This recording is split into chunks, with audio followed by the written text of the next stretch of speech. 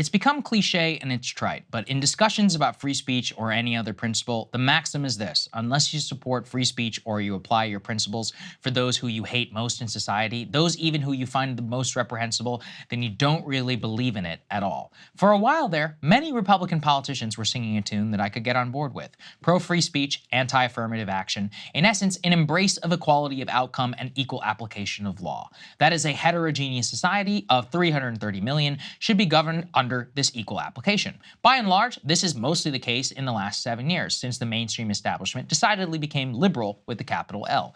But much of it was then thrown out, seemingly overnight, after October 7th. It seems, as what we'll discuss with Glenn Greenwald later this week, that much of the American right now has a pro-Israel exception. And there is perhaps no better example of this than Governor Ron DeSantis' Israel turn. One of the ways that Ron DeSantis built a national name for himself was specifically signing into legislation anti-critical race theory measures, a key tenet of which is attacking the foundation of affirmative action, the notion that specific groups in American society deserve special treatment and separate admissions categories because they have been so-called oppressed throughout history. The day after that ruling actually came out on affirmative action from the Supreme Court, DeSantis said that his state would go even further. They would not only abolish affirmative action in Florida, but also eliminate diversity, equity, and inclusion, otherwise known as DEI. As those who watch know, I'm very anti-DEI. I think it is un-American and has imported the affirmative action rules into the workplace, elevating people based on the color of their skin or their sexual orientation instead of whether they're good at their jobs or not. In fact, the day after the ruling, a new Florida law went into place specifically prohibiting colleges or universities from spending state or federal money, quote, to promote, support, or maintain programs, campus activities that advocate for diversity, equity, and inclusion. Again, that is law and policy that I 100% support, which is why it was so shocking to see someone who has said this, acted on it, and touted it flip on a dime. In the last 3 months of moral panic about so-called anti-Semitism on college campuses, Republicans have turned themselves into the same snowflakes that they castigated for the last 8 years. Now, all of a sudden, a student crying on campus or, quote, not feeling safe because of words is cause for action. So much cause for action that in the state of Florida, DeSantis is now funneling state resources specifically for Jewish students. He announced yesterday, quote, today I am directing Florida's colleges and universities to make it easier for Jewish students to transfer to a Florida higher education institution.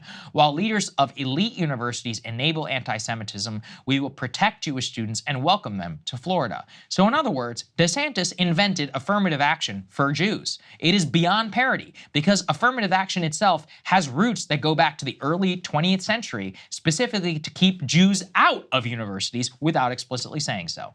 The new DeSantis policy will allow the state university system of Florida to waive credit hour requirements and application date windows for Jewish students who are, quote, facing anti-Semitism on their campuses to transfer into a Florida-based university. The policy will also grant in-state tuition on a case-by-case basis. So quite literally directing state resources for special treatment of American Jews. Even more clownish is the defense that I have seen from the pro-DeSantis crowd. They say, Saagar, can't you read? In the executive order, it says it applies to any religious group who is facing discrimination. It doesn't technically say anything about Jews. As usual, they should read the words of the governor, who on Twitter and in his official release from his state office said that the policy is specifically intended for Jewish students. Imagine a counterfactual. Governor Gavin Newsom, he said, I'm going to direct state resources for black kids, but that technically the policy will apply to all races. Would we say, yeah, I mean, he said it would direct to all races, right? Or would we believe him when he said he's going to preference blacks over everyone else? The same defense is so patently absurd and pathetic here. They would have been better off just staying silent and hope that their blatant hypocrisy is unnoticed.